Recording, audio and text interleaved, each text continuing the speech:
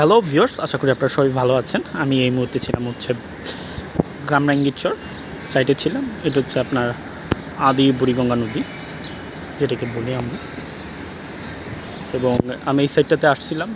এই সাইটটা আসা দেখতে চাচ্ছিলাম যে এখানে রং দেওয়া হয়েছে কিনা, এবং কাঁটাতারের বেড়া তো আগেই দেওয়া হয়েছিল, সেটা ইনফরমেশন আমার কাছে আগেই ছিল। এখানকার ইনফরমেশন আসতেছিল যে দেওয়া হচ্ছে। তো আজকে যেটা আইসা দেখলাম যে দেওয়া হয়ে গেছে অলরেডি।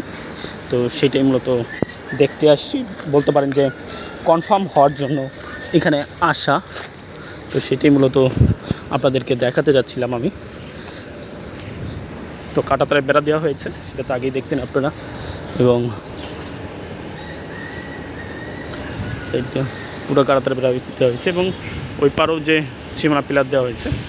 আপনারা জানেন যে এই সীমানা পিলার কিন্তু যখন খনন কাজ চলমান ছিল তখনই কিন্তু এই সীমানা পিলার কিন্তু দেওয়া হয়।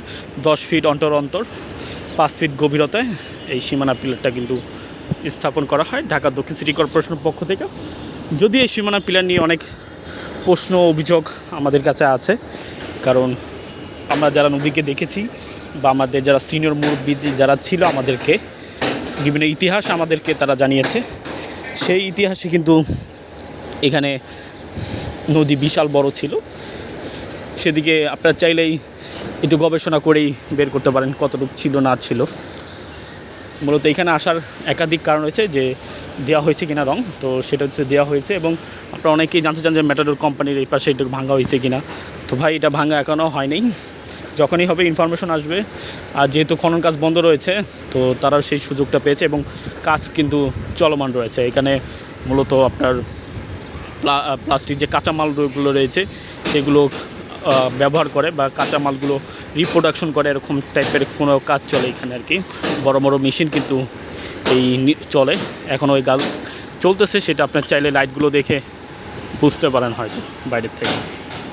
তো এটা ছিল এখানকার অবস্থা, এবং এটা মূলত দেখতে আসছিলাম যে দেওয়া হয়েছে কিনা। তো এটা দেওয়া হয়েছে, এবং এখানে যখনই ভাঙা হোক আমাদের কাছে ইনফরমেশন তো আসবেই। আর সহসা যে ভাঙা হচ্ছে না, সেটা এখানে আসলেই সেটা বোঝা যায়। এবং এখানে আদি বুড়িগঙ্গার পানি দেখেন কতটা কালো রূপ ধারণ করেছে। এবং কয়েকদিন আগে আমার তুরাগ নদী পাড়ে যাওয়ারও সৌভাগ্য হয়েছিল। তো সেখানে কিন্তু দেখলাম যে সেখানেও কিন্তু কালো রূপ ধারণ করেছে সেই তুরাগ নদী। যদিও পানি বৃদ্ধি পাচ্ছে, কিন্তু এরপরও সেই কালো রূপ কিন্তু আমরা দেখতে পাচ্ছিলাম।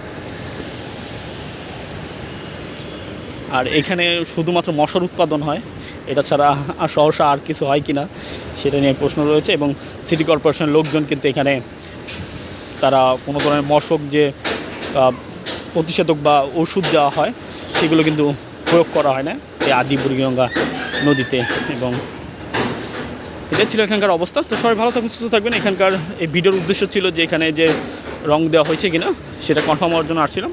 সে কটা কনফার্ম হয়েছে, এবং এটা তো দেখতেই পাচ্ছেন যে রূপ আছে সেই আগের মতোই আছে। এবং মসজিদটা দেখতে পাচ্ছেন আগের মতোই আছে। এবং ম্যাটাডোর অ্যাম্বিউসমেন্ট পার্ক সেটা তো ভেঙেই ফেলেছে। তো এটাই মূলত পর্যবেক্ষণের জন্য আসছিলাম। তো সবাই ভালো থাকবেন, সুস্থ থাকবেন। আশা করি কিছুটা হলো এখানকার যে বর্তমান অবস্থা কী সেটা সম্পর্কে আপনাদেরকে ধারণা দিতে পেরেছি। সকলকে বাই বাই।